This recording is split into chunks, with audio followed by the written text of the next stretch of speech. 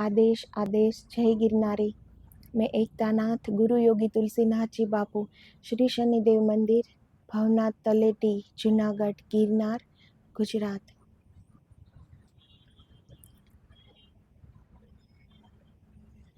आज बात करेंगे ईश्वर। वो न बेरहम है ना निर्दयी है।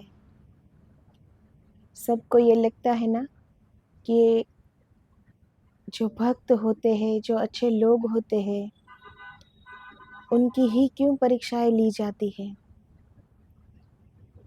उनके तरफ ईश्वर क्यों नहीं देखते, उनके जीवन ही क्यों कष्टकर है। तो आज उनके बारे में बात करेंगे। तो ये तो बड़े सौभाग्य की बात है जिनकी परीक्षाएं ली जाती है, क्योंकि ईश्वर ने खुद उन्हें चुना है। इसीलिए तो उसे एक आग में तपा के परिशुद्ध बना रहे हैं,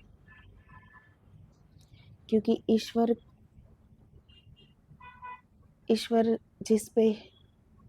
जिसको भी चुन लेते हैं, 1% भी उसे कच्चा नहीं रहने देते,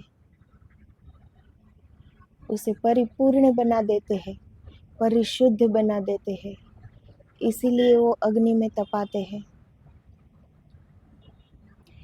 नहीं निर्दयी तुम, नहीं बेरहम तुम, तुम्हारी हंसी और मेरे रुदन को न जाने नियति आज क्यों तोलती है। उधर झिलमिलाते हैं तारे गगन में, इधर ओस के बिंदु भू पर बरसते। जैसे समुद्र का जल ही होता है ना, जो आग में तप के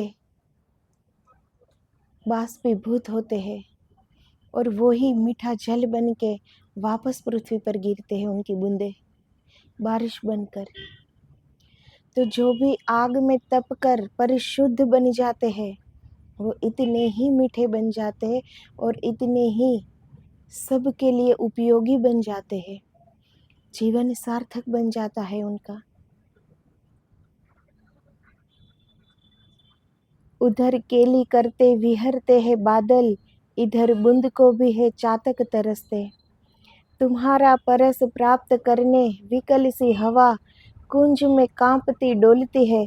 तुम्हारी हंसी और मेरे रुदन को न जाने नियति आज क्यों तोलती है। तो वो बारिश की बूंदों की राह चातक कितनी विकलता से, कितनी तड़प से करता है। ऐसी तड़प हमारे हृदय में उठनी चाहिए ईश्वर के प्रति। जब तक हमारे हृदय में प्रेम नहीं जगता, तब तक हमें वो पीड़ा की पता ही नहीं चलेगा। ईश्वर से न जाने कितने जन्मों से हम छूट गए हैं उनसे।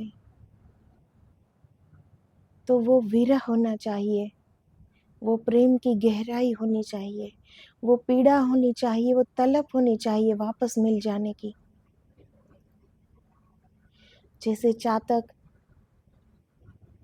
बारिश की बूंदों की राह में कितना तड़पता है।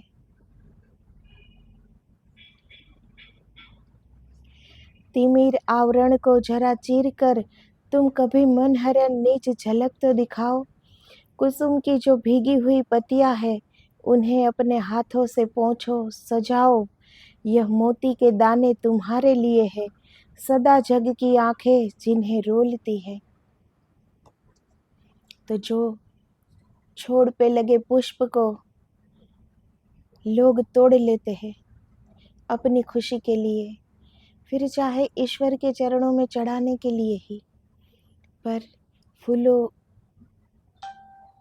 को तोड़ना वो अच्छी बात नहीं है। जितनी भी उनकी जिंदगी है सुबह से शाम तक की, पर वो उनकी जिंदगी है। पर अंदर जब तक, हमारे अंदर जब तक वो प्रेम नहीं जगा होगा ना, तब तक हमें दूसरों की पीड़ा समझ में नहीं आती। अंदर प्रेम जग जाएगा तो हमारे हाथों से ना कुछ टूटेगा, हम तोड़ ही नहीं पाएंगे, ना किसी का दिल तोड़ पाएंगे, ना किसी से बुरा वर्तन कर पाएंगे, ना किसी से बुरा बोल पाएंगे, सबसे प्रेम से ही रह पाएंगे। फिर जब अंदर प्रेम जग गया तब, और उसी प्रेम की पुकार, वही प्रेम की पुकार ईश्वर सुनते हैं, जिसमें प्रेम के अलावा कुछ भी ना हो, कुछ भी नहीं, वो पुकार सुनते हैं ईश्वर। तो फूल जब अपने छोड़ पे होता है, खिलता है, तो वो एक ईश्वर की कितनी बड़ी कृपा है। ईश्वर की वो ईश्वर के लिए ही तो है, ये उसी ने बनाया है। तो क्या किसी ने देखा है फूल को इतनी लगन से? कभी फूल को समझने की कोशिश की है किसी ने? कितना सुंदर रूप है, कितना सुंदर रंग है, कितनी सुंदर सुगंध है। जब वो गिरता है तो जमीन पर गिरता है, पर उसकी सुवास वो ऊपर उठती है। वो फूल भी हमें सिखाते हैं कि जमीन पर रहते हो पर हमें ऊपर उठना है, नीचे की तरफ नहीं बहना है, ऊपर की तरफ उठना है, ईश्वर की राह में चलना है। फूलों पे जो ओस की बिंदुओं सुबह सुबह होती है जब फूलों पे, तो जैसे ऐसा लगता है कि वो मोती मोती गिरे पड़े हैं फूलों पे। कभी फूल की इतनी सुंदरता को नजर भर के देखो तो सही, नहीं तोड़ पाओगे फिर। वो भी ईश्वर की देन ही है, और ईश्वर के लिए ही है, और ईश्वर का ही है। जो चीज़ जहाँ भी है वो ईश्वर की ही है। हमें अलग से उसे तोड़कर हमारी खुशी के लिए, किसी को देने के लिए, कि ईश्वर के चरणों में अर्पण करने के लिए भी किसी का जीवन छीनने का हमें कोई हक नहीं है। चाहे फूल का जीवन एक दिन का भी क्यों न हो।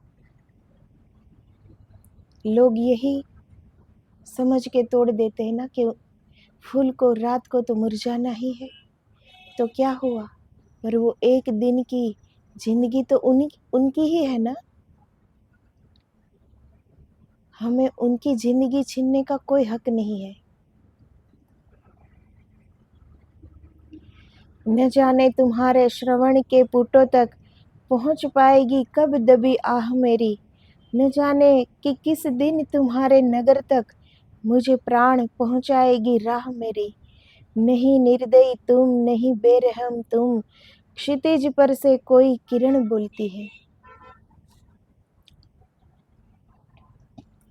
तो एक ये भक्त की पुकार होती है। एक भक्त कहते हैं अपने ईश्वर से कि मेरी पुकार आपके कानों तक कब आएगी प्रभु, कब पहुंच पाएगी मेरी पुकार, वो पल कब आएगी कि मेरी पुकार आप सुन लोगे। तो ईश्वर बहरे भी नहीं है, वो सब सुन रहे हैं। कमी हमारे पुकार में है, कमी हमारे प्रेम में है। तो ईश्वर की तरफ जाना, ईश्वर का हो जाना, उनमें बहुत गहरा प्रेम चाहिए। अभी जो लोग जिसे प्रेम समझते हैं ना, वो प्रेम वास्तव में प्रेम है ही नहीं। क्योंकि प्रेम तो अपने आप में ही पूर्ण है। प्रेम को किसी दूसरे व्यक्ति की आवश्यकता नहीं होती। इसीलिए तो भक्त और भगवान में भेद नहीं रहता। भक्त अपने को समर्पण कर देता है और वो खुद भी ईश्वर बन जाता है। ईश्वर भी उसे अपने में ही समाहित कर लेते हैं। भक्त और भगवान अलग नहीं रह पाए रहते फिर। तो वो इतना गहरा प्रेम होना चाहिए कि वहाँ अद्वैत ना हो, वहाँ एक हो जाए। और जहाँ एक हो गए वहाँ दूसरा है ही नहीं।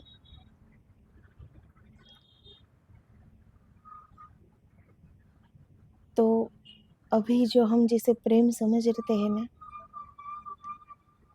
वो इतना पूर्ण परिपूर्ण प्रेम नहीं है अभी। इसीलिए तो अभी हम इस पृथ्वी पर जन्म ले रहे हैं। जब वो प्रेम समझ में आ जाएगा, परमात्मा समझ में आ जाएगा, अपने हृदय को प्रेम से भर लो तो परमात्मा अंदर उतर जाएगा। तो परमात्मा जिनकी भी परीक्षाएं लेते हैं उन्हें वो परिशुद्ध बनाते हैं, प्रेममय बना देते हैं। प्रेम जब शुद्ध होता है तो वही श्रद्धा बनता है। इसलिए जब सद्गुरु के पास जाए तो वह तुम्हारे प्रेम की बहुत परीक्षाएं लेंगे। तो जो सद्गुरु के पास हम जाते हैं तो वो परीक्षाएं लेंगे, क्योंकि वहाँ कमी नहीं चलती, वहाँ थोड़ी सी भी कमी नहीं चलती। सद्गुरु की करुणा इतनी है, कृपा इतनी है कि वो हमें परिपूर्ण बना देते हैं। पर उनके लिए हमें तपना पड़ता है, परीक्षाओं में परीक्षाएं देनी पड़ती है, आग में तपना पड़ता है। ये राह कोई सहज नहीं है, ये तो तलवार की धार है जिस पे चलना होता है। वहाँ थोड़ा भी अपने बारे में सोचा तो नहीं कर पाएंगे, पर जो सद्गुरु बोल रहे हैं वो किया तो कर पाएंगे। जहाँ अपनी खुशी सोची, अपना दुख सोचा, अपनी इच्छाएं सोची, अपनी आकांक्षाएं सोची, तो कुछ न हो पाएगा। क्योंकि खुद को मिटा के जाना पड़ता है सद्गुरु के पास कि अब मैं तो हुई नहीं, अब एक गीली मिट्टी हूँ, अब आप जैसा भी आकार दे दो इसे।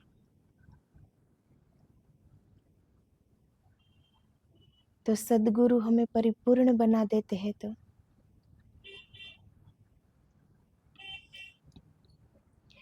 जो अग्नि से नहीं गुजर सकते वे निखर भी नहीं सकते, शुद्ध भी नहीं हो सकते।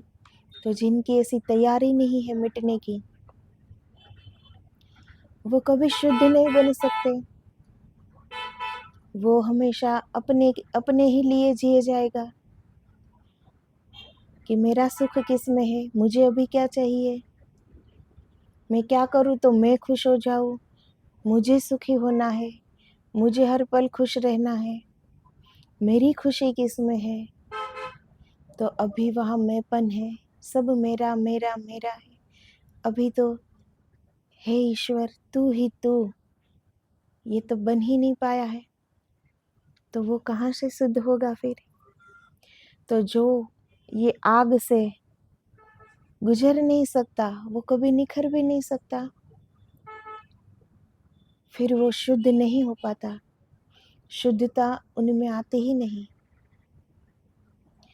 भरोसा रखोगे, श्रद्धा से बढ़ते रहोगे तो कोई किरण आकाश से कहती ही रहेगी कि घबराओ मत, चले चलो, यह अनिवार्य है प्रक्रिया। तो जब सद्गुरु हमारी परीक्षाएं लेते हैं ना, तो फिर वो हमें अकेले नहीं छोड़ देते, वो हर पल हमारे अंदर ही समाहित रहते हैं, हमारे साथ ही है, हमारे पास ही है। ये उन्हीं की कृपा होती है कि हम वो आग से तप कर निखर जाते हैं। ये सद्गुरु की ही कृपा होती है, वो हमें अकेले नहीं छोड़ देते, अकेले हम कुछ ना कर पाएंगे, वो उन्हीं की कृपा होती है। वो तो करुणा के सागर हैं, खुद परीक्षा लेते हैं, उन परीक्षा में भी वही हमें साथ देते हैं, हमारे दुखों को मिटाते हैं, वही हमें सहने की शक्ति देते हैं। तो इन राह पे जो चल दिए हैं वो खुद को कभी अकेले ना समझे। बहुत सी कृपाएं जुड़ी होती है उनसे। जितनी इस पृथ्वी पे जितनी भी महान आत्माएं हो चुकी है और अभी है, सभी की दृष्टि है उन पर और सभी के आशीर्वाद मिलते हैं, सभी का साथ मिलता है। पर हम वो दुआएं देख नहीं पाते ना, तो हमें लगता है कि हम अकेले हैं, पर इस राह में अकेले नहीं हैं। जो भी हमारी परीक्षा ले रहे हैं वो सद्गुरु बेध्यान नहीं है, वो हर पल हमारे पास है, हमारे साथ है। पर वो श्रद्धा जगी हो तब ना, वो विश्वास हम में हो तो हम बेफिक्र आगे बढ़ सकते हैं कि अकेला नहीं हूँ, मेरे सद्गुरु की उंगली थामी है मैंने, वो साथ है मेरे। आग तो क्या, आग का दरिया पार कर देंगे। इतना हौसला होना चाहिए, इतनी श्रद्धा होनी चाहिए अपने गुरु पर, तो वो पार लगा देते हैं।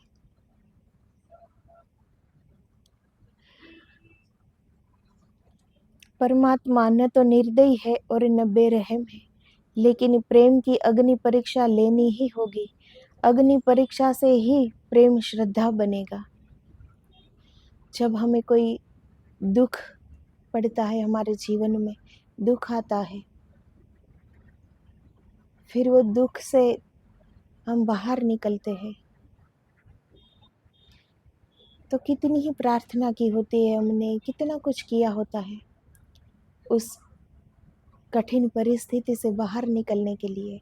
और जब हम ये पार कर लेते हैं तो हमारा आत्मविश्वास बढ़ जाता है कि इतनी कठिन समय भी पार हो गया है, तो आगे भी कोई भी मुश्किल आ जाए मैं पार कर सकता हूँ। ये आत्मविश्वास जग जाएगा अंदर। तो धीरे धीरे ये परीक्षाएं होती ही इसलिए है कि हमारे आत्मविश्वास को जगा दे अंदर, कि हम कोई भी परीक्षा देने को तैयार है, कुछ भी करने को तैयार है, पर हमें सत्य को जानना है। इनके लिए चाहे कोई भी दुख मिले, कोई भी पीड़ा मिले, कोई भी वेदना मिले, कोई भी कष्ट मिले, हम राजी हैं और हम वो पार कर लेंगे। पर पता कब चलेगा? जब एक बार पार हुए होंगे वो कष्ट में से, तब। तो ये अग्नि परीक्षाएं ली ही इसीलिए जाती है कि इनमें से निकलते ही कितने अनुभव मिलते हैं और हमारा आत्मविश्वास जग जाता है, स्वयं की शक्ति को हम पहचान पाते हैं और श्रद्धा भी बढ़ जाती है। मुश्किल समय में हमने सद्गुरु के पास, ईश्वर के पास कितनी प्रार्थनाएं की होती है कि हे ईश्वर, इनमें से निकलने का कोई रास्ता दिखाओ।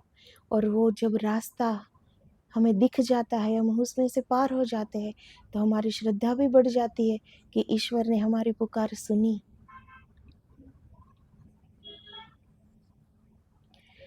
प्रेम ऐसे है जैसे फूल की सुवास, फूल में जो थोड़ी और मिट्टी थी वह भी गई, अब सुवास शुद्ध हो गई।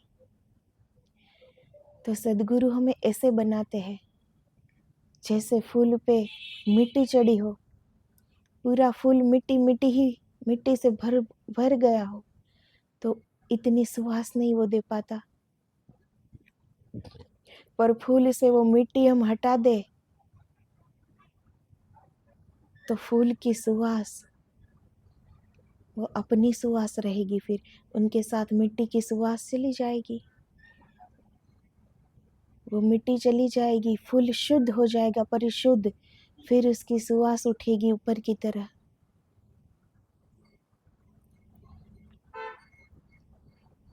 फूल गिरेगा जमीन की तरफ, सुवास ऊपर की तरफ जाती है। श्रद्धा ऐसे है जैसे बाष्पीभूत हो गया है जल, उठने लगा ऊपर, घिरने लगे मेघ आकाश में, जैसे ही भाप पानी बनेगी जमीन पर उतर आएगी। तो ये फूल से हमें ये सीख मिलती है। पर कभी ऐसे हमने फूल को इस नज़रिए से देखा होगा तब पता चलेगा। हमारी श्रद्धा भी ऐसी है कि उसे बाष्पीभूत हो जाए, वो ऊपर की तरफ उठने लगे। पानी तो पृथ्वी पर है, पर वो आग से तपता है, बाष्पीभूत होता है, वो ऊपर की ओर उठता है, उन्हीं के बादल बनते हैं और फिर वो बादल मीठा जल बन के बरस जाता है वापस पृथ्वी पर। और जैसे ही पानी भाप बनेगा, आकाश में उठ जाएगा। प्रेम अग्नि से गुजरे तो भाप बनता है। जैसे पानी अग्नि से गुजरता है तो भाप बन जाता है, ठीक ऐसे ही प्रेम की अग्नि परीक्षा है। भक्तों की गाथाएं पढ़ो तो समझोगे कैसी पीड़ा है, कितने आंसू, कितना रोना, कितना विरह है, कितनी आग। लेकिन उन्हीं अंगारों में से चलकर ही मंदिर तक पहुंचता है, अपनी आत्मा को जानता है। तो हम जानते ही हैं हमारी भूमि में कितने संत हो गए हैं। ये संतों की भूमि है। उनकी जीवनी पढ़े और समझे। देखो कितना कष्टकर जीवन रहा है संतों का, आखिर तक, आखिरी सांस तक। जीते जी लोगों ने कभी उसे चैन से रहने ना दिया, आखिरी सांस तक अवहेलना ही की। संतों की करुणा को कौन समझ पाता है? ऐसा हृदय किसका होता है जो संतों को जान पाए? क्योंकि संत को जानने के लिए हमें भी उतना ऊपर उठना होता है जहाँ वो संत होते हैं। जिस स्थिति में वो संत जीते हैं, हमें भी वहाँ पहुँचना होगा।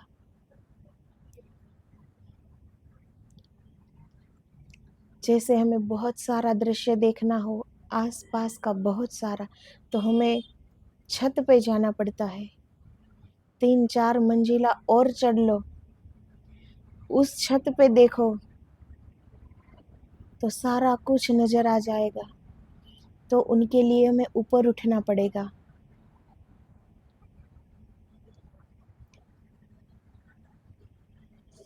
तो प्रेम भी ऐसे है कि वो अग्नि से गुजरेगा, वो भाप बनेगा और फिर वो श्रद्धा बन के बरस जाएगा हम पर। और जब तक श्रद्धा न जगेगी अंदर, तब तक तो एक कदम भी चलना मुश्किल है। जब श्रद्धा ही नहीं है कि हम चल पाएंगे, हमें आत्मदर्शन हो गए, हम स्वयं को पहचानेंगे, हम अपनी आत्मा को पहचान पाएंगे, इस बात की अगर श्रद्धा ही नहीं है तो कैसे जानेंगे? फिर नहीं चल पाएंगे। इसीलिए सद्गुरु हमारी परीक्षाएं लेते हैं, हमें ऊपर की ओर उठाने के लिए, हमें अग्नि में तपाते हैं, परिशुद्ध बनाते हैं। वहाँ कोई भी धूल मिट्टी, कोई भी कचरा नहीं चलता। वो हृदय को पूर्ण प्रेम से भर देते हैं।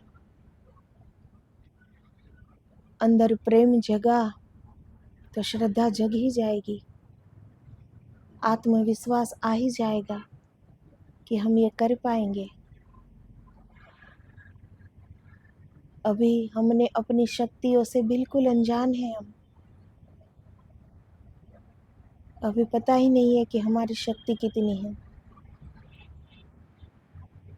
दूसरे लोग आज कहाँ पहुँच गए, दूसरे ग्रह पे पहुँच गए।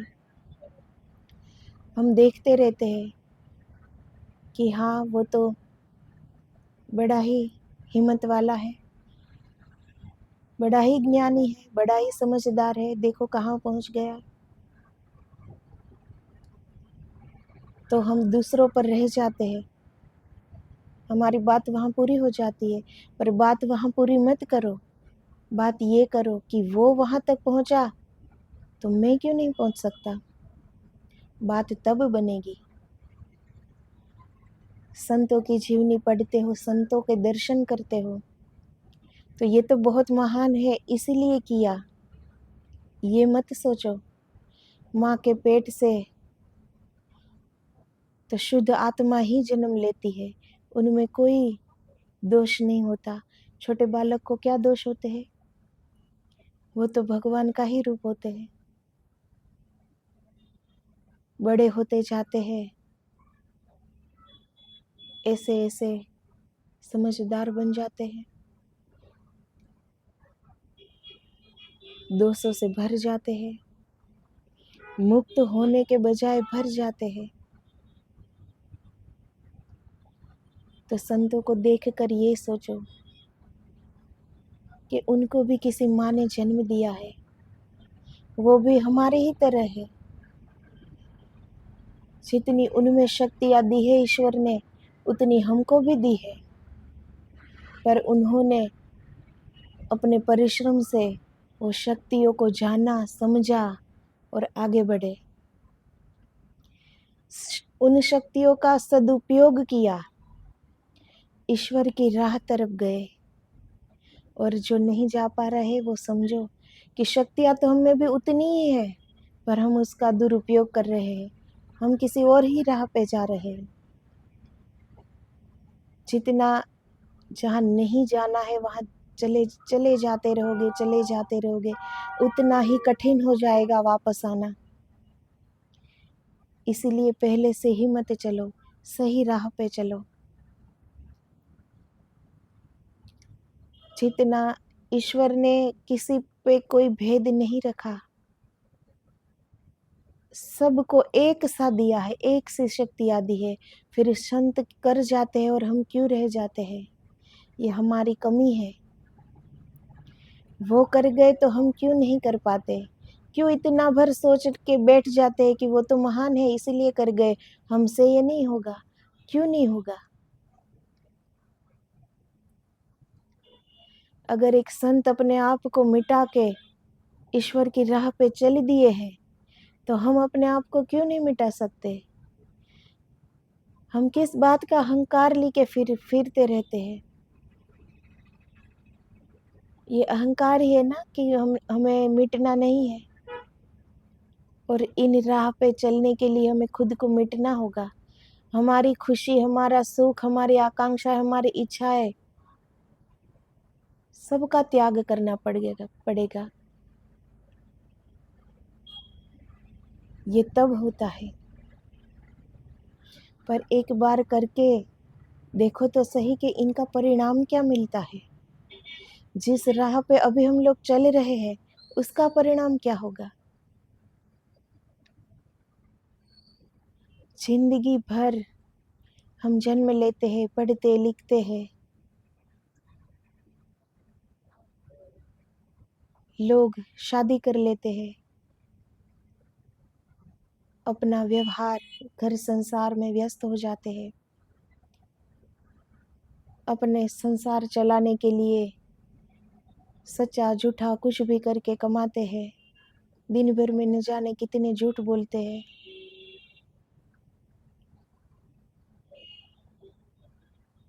तो उनका परिणाम क्या होगा? आखिर में क्या मिलेगा?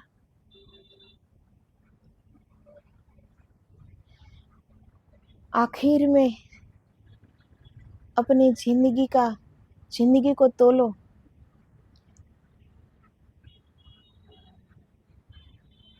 दोनों हाथ खाली रह जाएंगे। क्या प्राप्त होगा? कुछ भी प्राप्त नहीं होगा। कौन साथ में आएगा? कोई साथ में नहीं आएगा। जब तक तुम सबके लिए उपयोगी हो, तब तक ही लोगों का साथ है। जब तक दूसरा व्यक्ति जो कहता है हम उनकी बताई गई राह पे चलते हैं, वो कहे ऐसा हम करते हैं, तब तक ही हम उनके लिए अच्छे हैं। अगर हमने अब हमारे मुताबिक जीना शुरू किया, तुरंत ही उन्हें हम अच्छे नहीं लगेंगे।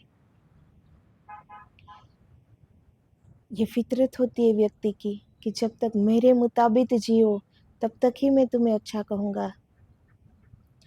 खुद की कर ली तो तुरंत ही उसे नहीं अच्छा लगेगा। तो जिस राह पे अभी हम चल रहे हैं, उनका परिणाम कुछ ना मिलेगा। पर एक बार हम मिट के, खुद को मिटा के ईश्वर की राह पे चलेंगे तो परिणाम में हमें एक परम आनंद मिलेगा। वो आनंद जिनका कोई नाश ही नहीं है। तद्रुप हो जाएंगे ईश्वर में, तल्लीन हो जाएंगे। तो ईश्वर तो आनंद का नाम ही है। हर पल में आनंदित हो जाएंगे।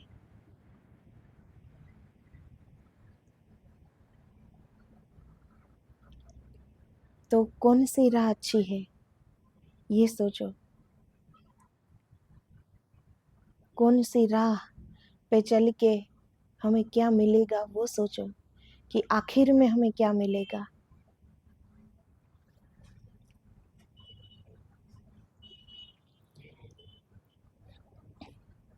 भक्तों की गाथाएं, कितनी पीड़ा, कितने आंसू, कितनी व्यथा, कितना विरह है, कितना आग है उनके जीवन में। जितने भी संत हुए, कोई लोग उन्हें नहीं समझ पाए, क्योंकि लोग उन्हें ही समझते हैं जो अपने तरह होता है। थोड़ा सा भी अलग कर लो समाज से, थोड़ा सा अलग कर लो तो वो हमें नहीं कबूल करेंगे, वो उसे मंजूर ही नहीं रखते। बस उनके जैसे जियो तो हम अच्छे। पर जिसे सत्य का पता चल गया हो, वो कहाँ से ऐसी राह पे चलेंगे। जैसे एक संसारी मानव जिस राह पे चल रहा है, एक संत वहाँ कैसे चल पाएंगे, क्योंकि वो सत्य को पहचान गए हैं। तो वो तो हमसे अलग ही हो गए ना। तो जो हमसे अलग है उन्हें हम मंजूर नहीं कर पाते, इसीलिए संतों की जिंदगी को हम दुख से भर देते हैं। पर ये समाज को लगता है कि हमने संतों को दुख दिए, पर संत तो उसी वो कष्ट की आग में तपते तपते तपते शुद्ध से परम शुद्ध होते जाते रहते हैं, और हम कर्म बंधनों में बंध जाते हैं। किसी के भी साथ बुरा करने से, किसी को बुरा कहने से सामने वाला का कुछ नहीं जाता, हमारा ही कर्म बढ़ता है। जो भी दोगे वही वापस आएगा, वही लौट के आएगा। प्रेम दोगे तो दुगना होकर वापस आएगा। जो दोगे वही लौट के आएगा। जो चीज हम ऊपर फेंकते हैं वो दुगनी वेग से नीचे की तरफ आ जाती है। बिल्कुल ऐसे ही है। हम जो देंगे वो दुगनी वेग से हमारी ओर आ जाएगा वापस लौट के। हमें लगता है कि हमने इनका बुरा किया, पर संतों का कोई क्या बुरा कर पाएगा। वो तो शरीर में है ही नहीं। वो तो हर पल, वो तो समर्पण कर चुके अपने आप को ईश्वर के चरणों में।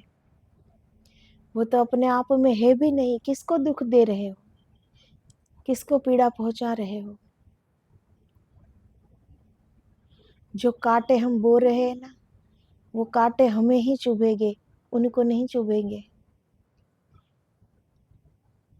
वो तो सही राह पे चल दिए,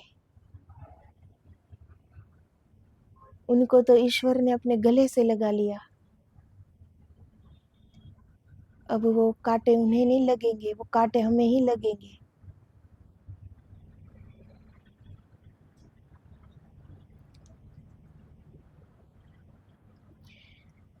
उन्हीं अंगारों में से चलकर ही मंदिर तक पहुंचता है, अपनी आत्मा को जानता है। परमात्मा न तो निर्दयी है और न बेरहम। सच तो यह है उसकी अनुकंपा है जो तुम्हारी परीक्षा लेते हैं, और तुम्हारी जितनी कठोर परीक्षा ली जाए उतना ही खुश होना, धन्यवाद देना, क्योंकि तुम पर बहुत भरोसा किया जा रहा है।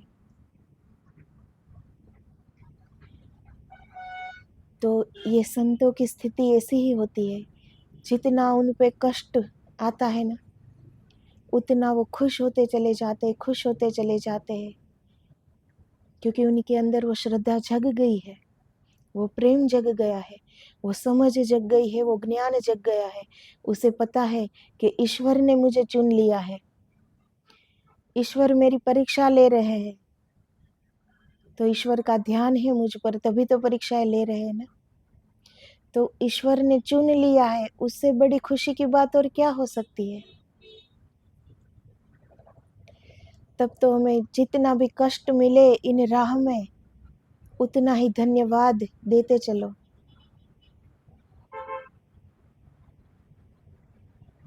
जैसे हम स्कूल में पढ़ते हैं, हमारी एग्ज़ाम होगी साल के आखिर में, हम उनमें पास हो गए तभी अगली कक्षा में जा पाएंगे ना। ठीक उसी तरह ही ये परीक्षाएं होती है, इनमें से पार निकलते ही हम उन उच्च स्थिति में पहुंच जाते हैं।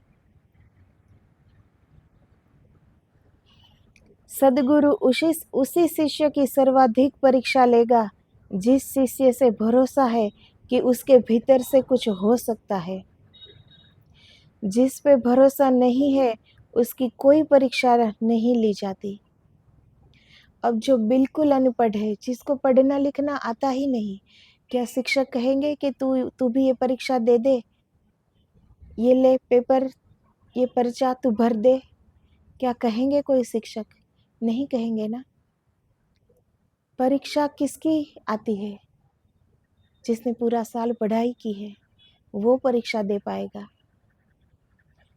तो सदगुरु उन्हीं की परीक्षा लेते हैं जिनके हृदय में सदगुरु ने कुछ देखा हो कि नहीं, इसमें प्रेम जग सकता है, इसमें श्रद्धा जग सकती है, ये कुछ कर सकता है आगे, ये कष्ट सह सकता है, ये अग्नि परीक्षा पार कर सकता है। जब सदगुरु को ये विश्वास होता है ना, तब वो हम पर हमारी परीक्षा लेते हैं। तो वो तो धनभागी समझना चाहिए अपने आप को कि सदगुरु ने हमें चुना, उस लायक समझा। सदगुरु ने हमारे हृदय में वो प्रेम देखा, सदगुरु ने हमारे अंदर झांका, हमें कुछ देखा कि हमें वो ईश्वर की राह में आगे बढ़ा रहे, परिपूर्ण बना रहे हैं, परिशुद्ध बना रहे। इसीलिए धन्य भागी है वे जिनके प्रेम की परीक्षा ली जाती है। नियति को तोलना ही होगा, प्रेम के आंसू भी तोले जाएंगे, प्रेम की हंसी भी तोली जाएगी। नियति, सब कहते हैं ना कि जो नियति में है वो ही होगा, तो ये नियति बनाई किसने है? नियति कहो कि कर्म कहो, तो वो हमारा ही लिखा एक कागज है। वो कागज हमने ही भरा है लिख के, जैसा हमने किया है वैसा ही हमारे साथ होगा। उनके विपरीत कुछ नहीं होता हमारे साथ। तो नियति दोनों तोलती है, हमारे आंसू भी तोलती है, हमारा प्रेम भी तोलती है। देखो किसका पलड़ा भारी होता है फिर। कौन से आंसू? दुख में बहाए गए आंसू नहीं, ईश्वर की विरह में बहाया गया आंसू। नियति उसे तोलती है, फिर वो हमें लिखती है। प्रेम, ईश्वर के प्रति प्रेम, प्रेम जब अंदर जग गया तो पूरी सृष्टि के प्रति प्रेम हो जाएगा, एक सा प्रेम। फिर वहाँ मेरा तेरा पराया कुछ भी न रहेगा। फिर ये आँख खोलोगे तो लगेगा कि ये सारे ही मेरे ईश्वर के हैं, मेरे ही ईश्वर के संतान हैं सब। तो अंदर वो प्रेम जग जाएगा, तब पूरी सृष्टि प्रेममय लगेगी, हम खुद भी प्रेममय बन जाएंगे। तो प्रेम से अतिरिक्त और क्या पाना होता है मनुष्य को। पर मनुष्य ने कभी बैठ के ये सोचा ही नहीं कि आखिर में उसे चाहिए क्या। धन चाहिए, दौलत चाहिए, भौतिकता चाहिए, समृद्धि चाहिए, नामना चाहिए, कुटुंब चाहिए, परिवार चाहिए, पति चाहिए, बीवी चाहिए, बच्चे चाहिए। उन्हें किस में खुशी मिली, किस में वो आनंदित हो गया, ऐसा आनंद कि फिर वो कभी कम ना हुआ। किस में मिला वो आनंद, किस में मिला वो सुख, पर कभी बैठ के ना सोचा।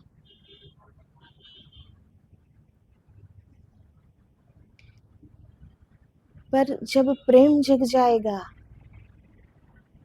तो जो संसारी है उन्हें भी तो आवश्यकता ही है ना, कि उनके अंदर भी जो प्रेम जग गया तो वो अपने कुटुंब परिवार के साथ प्रेममय हो जाएगा, सबके साथ प्रेम से रहेगा, तो उन्हें भी, उनका जीवन भी प्रेम से भर जाएगा।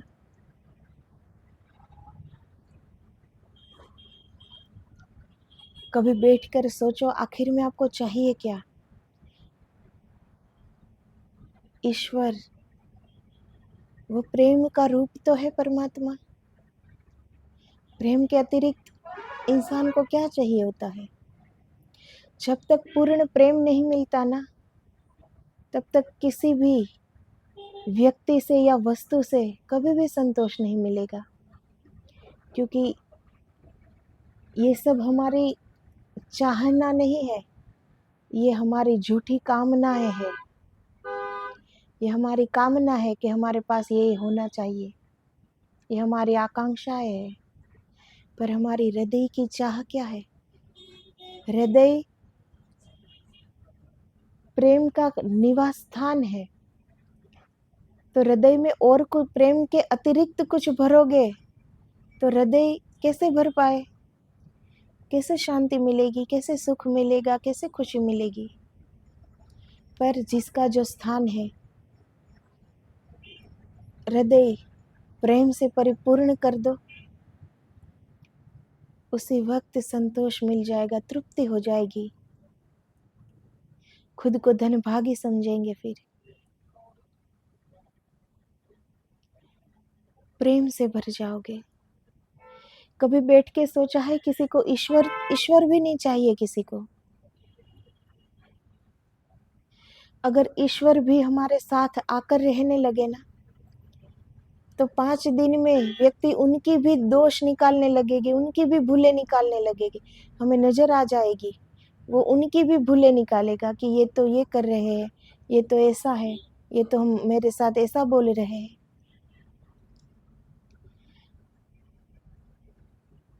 तो जिसके भी साथ रहते हो वहाँ उनकी भूलें दिखती है। भूलें क्यों दिखती है? क्योंकि उनकी तरफ हमारा प्रेम नहीं जगा है, इसीलिए। जो सच्चा प्रेम जग जाए तो सामने जो हम जिनसे भी प्रेम करते हैं, माता पिता, भाई बहन, कुटुंब परिवार, बीवी बच्चे, पति, किसी से भी, तो उनका दोष नजर नहीं आ जाएगा। वो हमारी प्रेम की आग में उनका दोष पहले ही जल जाएगा, हम तक पहुंचेगा ही नहीं। तो प्रेम, परिशुद्ध प्रेम में इतनी जगह नहीं होती कि किसी का दोष वो देखे, किसी का दोष उसे लगे। फिर लगता ही नहीं किसी का दोष।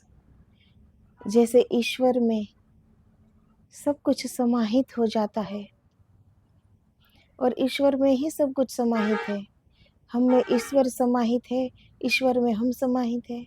जैसे सारी नदियाँ मिलकर सागर में समाहित हो जाती है,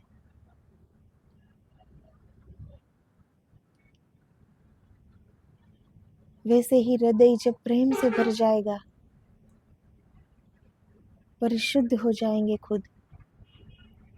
फिर इसमें किसी का दोष नहीं नजर आएगा, ना किसी की भूल, ना कुछ भी। तो तब जीवन कैसा होगा? और अभी जीवन कैसा है, कभी बैठ के सोचो। आधा जीवन किसी का दोष देखने में और आधा जीवन किसी की बुराई करने में निकल जाता है हमारा।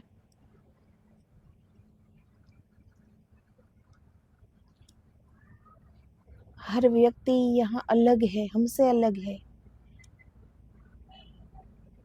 तो हम उनसे अपेक्षाएं के क्यों रखें कि वो हमारे ही जैसा हो। हम कहे वैसा ही उसे रहना चाहिए, हम कहे वैसा ही उसे करना चाहिए। क्यों भला? दूसरी व्यक्ति का अपना एक व्यक्तित्व है, वो जैसा भी है, वो अपने उनके अपने विचार है, अपनी सोच है, अपनी जिंदगी है। तो कोई किसी की तरह हो नहीं पाता, सब अपने आप। कभी सोचा है इस दुनिया में हर व्यक्ति अपने आप में विशेष है, क्योंकि क्या हमारे जैसा कोई और हो सकता है? कभी सोचना, क्या हमारे जैसा ही आँख नाक कान, हमारे जैसे ही शरीर का रंग रूप हो सकता है? क्या हमारे जैसे ही किसी की सोच विचार कर्म हो सकते हैं? किसी के जैसा किसी का नहीं हो सकता। यहाँ सबको अलग अलग बनाया है।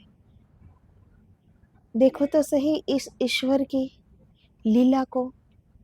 यहाँ कोई एक जैसा नहीं है, यहाँ सब अलग है, सबका अपना व्यक्तित्व है, सबकी अपनी सोच है, सबका अपना विचार है, सबका अपनी करनी है, सबकी अपनी रहनी है, सबके अलग अलग, कोई किसी के जैसा नहीं। तो फिर दूसरे व्यक्ति से अपेक्षा हम क्यों रखते हैं कि वो हमारे जैसा हो जाए? नहीं हो पाएगा, क्योंकि उनका अलग व्यक्तित्व है। वो अपने कर्म के अनुसार इस पृथ्वी पर उनका जन्म हुआ है, उनकी नियति लिखी जा चुकी है, वो इसी प्रकार से जिएगा।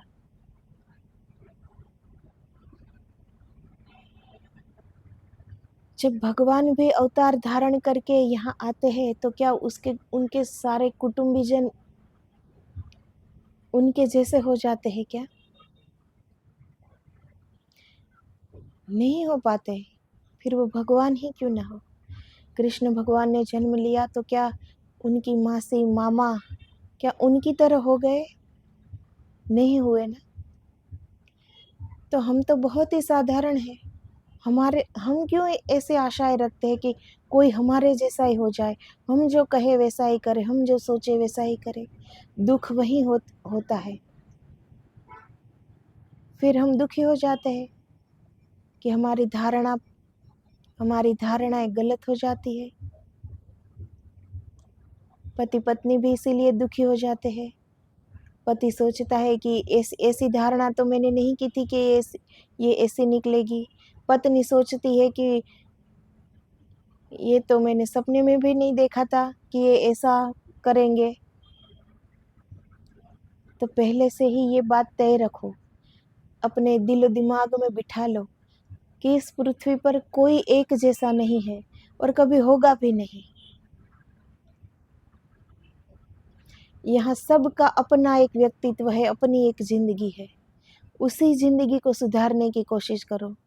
किसी को अपना जैसा बनाने की कोशिश में जीवन मत गवाओ। जो है वो ईश्वर की जवाबदारी है, उनकी सृष्टि है, वो सब चलाते हैं। हमारी जवाबदारी में क्या है वो करें। हमें कौन सी राह चुनना है वो चुने, उस राह पे चल पड़े।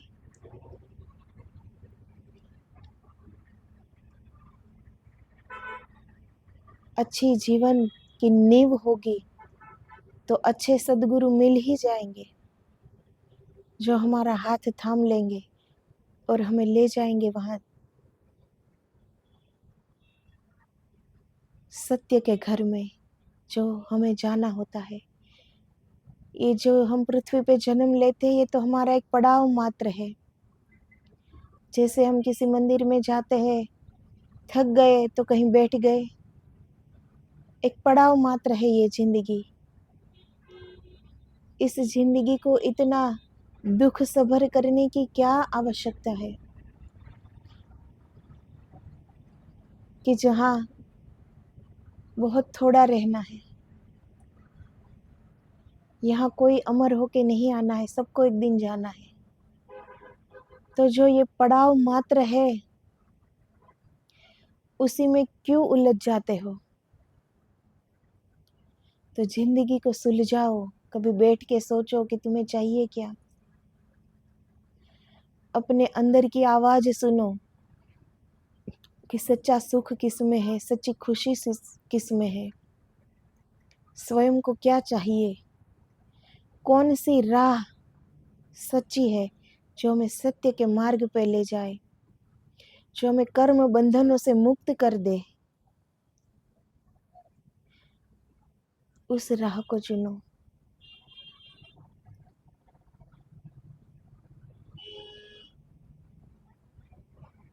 सही राह चुन लोगे तो सही सदगुरु मिल ही जाएंगे। जिस राह पे फिर हम चलते हैं, सदगुरु उन्हीं राह पे चलकर गए हैं एक दिन। तो उसी राह के पथिक बन जाओ। सदगुरु की उंगली थाम लो, पथ सुगम हो जाएगा।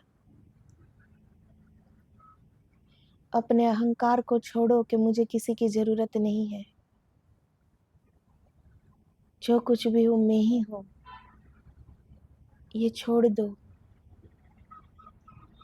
ईश्वर को वही पा सकता है जो मिटने की तैयारी हो, जिसके पास।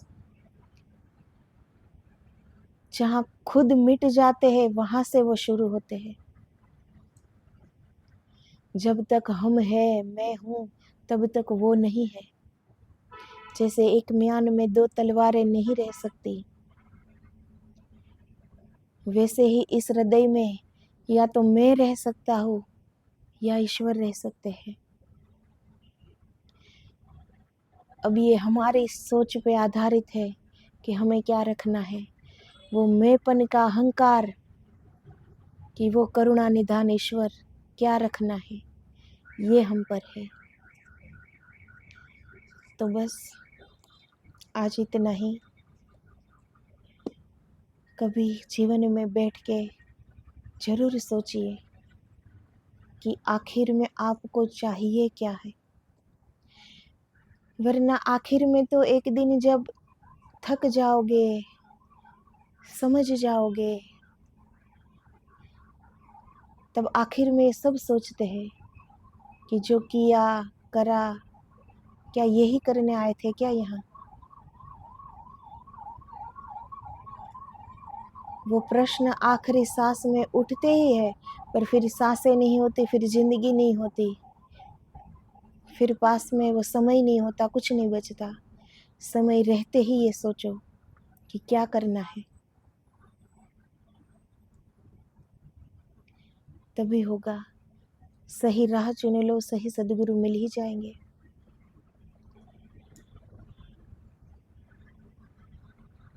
जो आखिर में जो प्रश्न करना ही है वो पहले ही कर लो, तो आखिर तक जाते जाते वो आनंद को पालोगे। आखिर में ये प्रश्न होगा तो कुछ हाथ ना आएगा, फिर से ये 84 का चक्कर शुरू ही रहेगा। पता नहीं कौन सी योनि में जाए और फिर कब ये मनुष्य का अवतार मिले। उनसे पहले ही ये प्रश्न कर लो, सोच लो, स्वयं को पहचान लो, प्रेम को पहचान लो। प्रेम परिशुद्ध है, उनमें कोई मांग नहीं है। प्रेम सिर्फ देना जानता है। जिनसे प्रेम है उनके कोई दोष नजर ही नहीं आते। जब हम एक व्यक्ति से प्रेम करते हैं तब हमें विरह का पता चलता है, प्रेम का पता चलता है।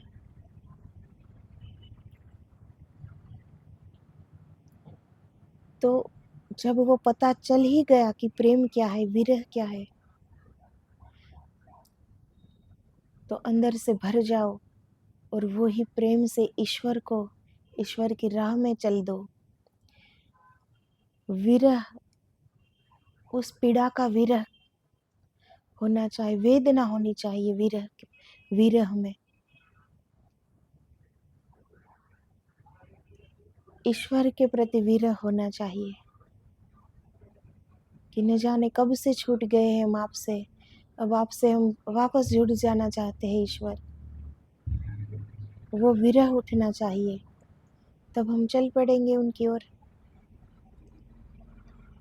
तो जय गिरनारी, आदेश आदेश।